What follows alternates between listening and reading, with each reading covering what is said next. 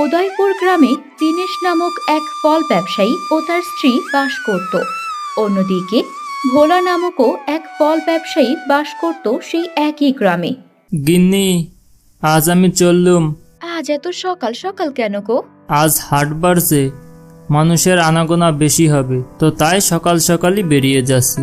বেশ, সাবধানে এসো। এই বলে দীনেশ বাজারে গিয়ে তার ফলের দোকানে বসলো।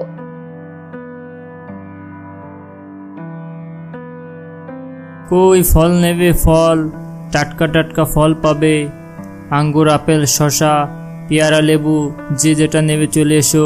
অন্যদিকে ভোলাও তার ফলের দোকানে বসে ফল বিক্রি করতে থাকে। দীনেশের দোকানের টাটকা ফল বলে সকলে সেই ফল কিনতে তার দোকানে ভিড় জমায়। আরে আমার দোকানে এসো, আমার দোকানে টাটকা টাটকা ফল পাবে, এসো এসো।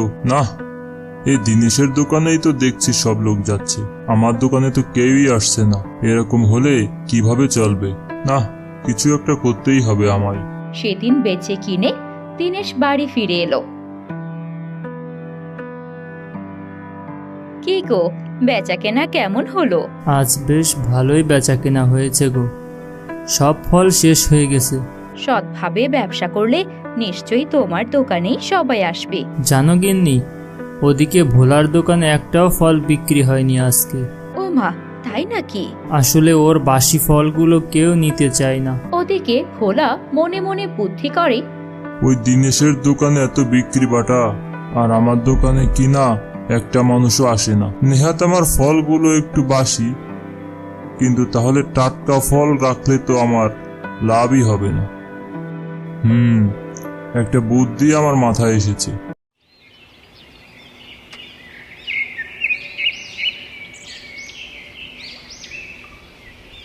পরের দিন সকালবেলা ভোলা গেল দীনেশের বাড়ি।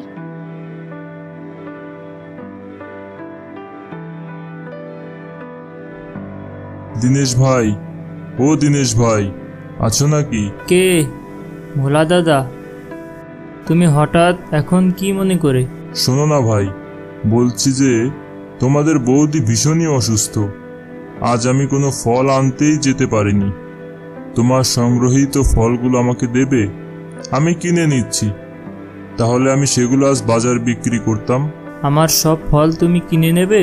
হ্যাঁ গো, তুমি যে দামে দিচ্ছ দাও, আমি সবটা কিনে নিচ্ছি। বেশ, তবে তুমি আমাকে 700 টাকা দাও, আর সব ফল তুমি নিয়ে যাও। ঠিক আছে। এই বলে ভোলা দীনেশকে 700 টাকা দিয়ে ওই সব ফলগুলো নিয়ে চলে যায়।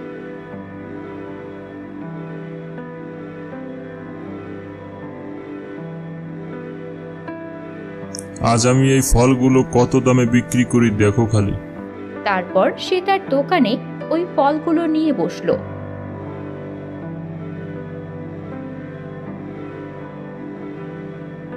কি ব্যাপার, আজ দীনেশ বসেনি? আরে দাদা, আমার দোকানে এসো, দেখো ফলগুলো কেমন টাটকা টাটকা। ও বাবা, সত্যিই তো, আজ তোর দোকানের ফলগুলো তো বেশ সুন্দর। দে 200 টাকার আপেল ও লেবু দিয়ে দে। তারপর ভোলা নীলুকে ফলগুলো একটি প্লাস্টিকে ভরে দিয়ে দেয়।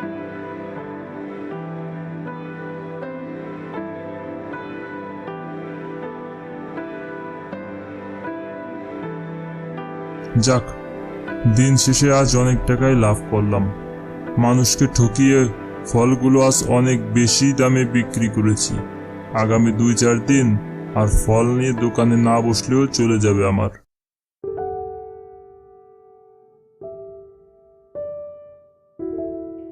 ওদিকে আজকে দেখো কেমন সব ফল বিক্রি হয়ে গেল, কোনো পরিশ্রম ছাড়াই। হ্যাঁ গো, সত্যিই।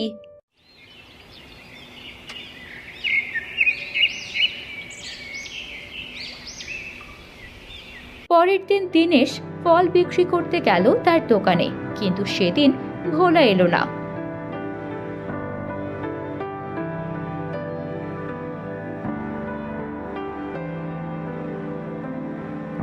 কিরে দীনেশ, তোর পেয়ারা কত করে? আজ তো ভোলাও বসেনি, কাল ওর থেকেই ফল নিছিলাম। এই তো নীলুতা, পেয়ারা 20 টাকা। এত কম দাম? কি বলিস? কাল তো ভোলা এর থেকেও 3 গুণ বেশি দাম নিল আমার থেকে।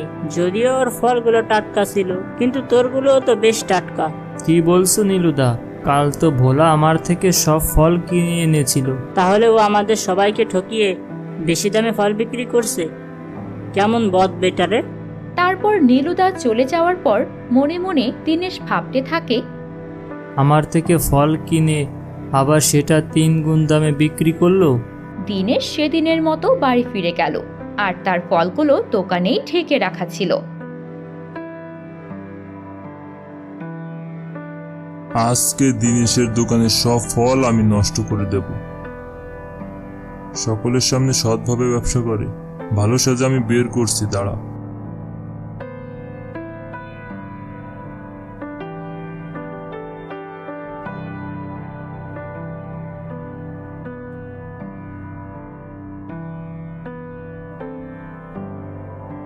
এই কথা বলে দীনেশের সব ফলগুলোর মধ্যে একটা ইনজেকশন পুশ করে দিল, যাতে করে সব ফলগুলো তেতো হয়ে যায়।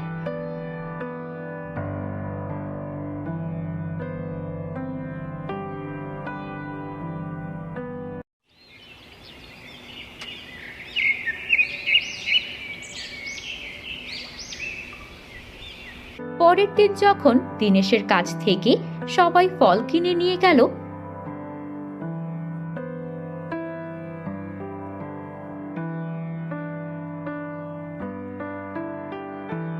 তারপর তারা খেয়ে দেখলো সব ফল তেতো এবং তাদের শরীর ভীষণ অসুস্থ হয়ে পড়ল।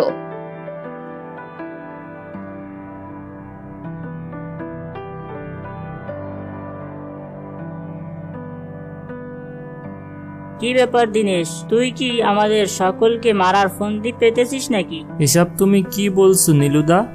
আমি কি করলাম? তোর যে কটা ফল কিনে নিয়ে গেছি সব ফলগুলোই তিতো, আর সেগুলো খেয়ে আমাদের বাড়ির সকলেরই শরীর অসুস্থ হয়ে পড়েছে। কি পেয়েছিসটা কি তুই? টাকা দিয়ে তোর থেকে ফল কিনেছি কি মরার জন্য? আমি তো কিছুই বুঝতে পারছি না, এসব কি হচ্ছে। আমি তো কোনোদিনও এরকম করি নাই।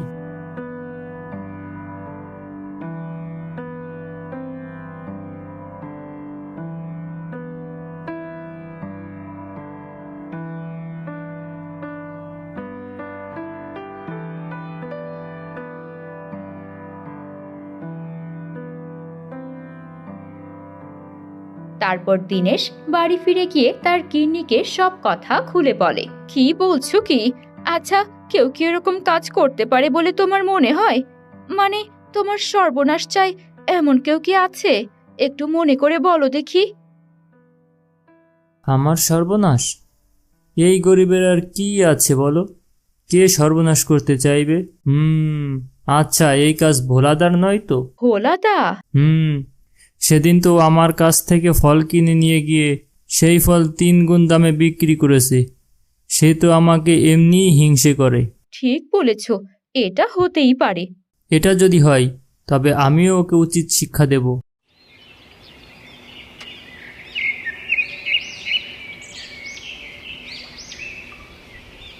পরের দিন দীনেশ ভোলার বাড়িতে যায়।